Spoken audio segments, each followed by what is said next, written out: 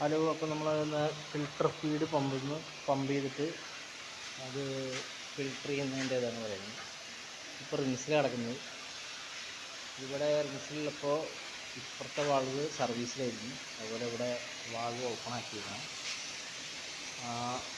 അതിനുശേഷം നമ്മളത് സർവീസിലേക്ക് മാറ്റുമ്പോൾ വെള്ളം അങ്ങോട്ട് പോകുന്നതാണ്. സർവീസിലിട്ടതിന് ശേഷം ഇത് നമ്മൾ റിൻസിലേക്ക് മാറ്റണം. ആ റിൻസിലേക്ക് മാറ്റുമ്പോൾ നമുക്ക് ഇത് ഇവിടെ ഓണാക്കി വെക്കണം. അപ്പോൾ അവിടെ വെള്ളം വരും.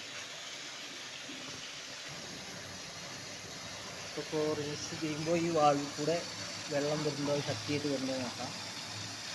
ശക്തിയായിട്ട് വരുന്നുണ്ടെങ്കിൽ നമുക്കിവിടെ കുറച്ച് നേരം റിൻസിൽ തന്നെ അത് ഓടിക്കോട്ടെ. റിൻസ് കഴിഞ്ഞതിന് ശേഷം നമ്മളത് ബാക്ക് വാഷിലേക്ക് മാറ്റണം. ബാക്ക് വാഷ് എന്ന് പറയുമ്പോൾ വെള്ളം ഫുള്ള് ചളി എന്തെങ്കിലും മുകളിലേക്ക് ഉണ്ടെങ്കിൽ അതൊക്കെ പോകാൻ വേണ്ടിയിട്ടാണ്. ഇതിൻ്റെ ഉള്ളിലുള്ള ചളിയൊക്കെ പോകാൻ വേണ്ടി ബാക്ക് വാഷ് എടുക്കും.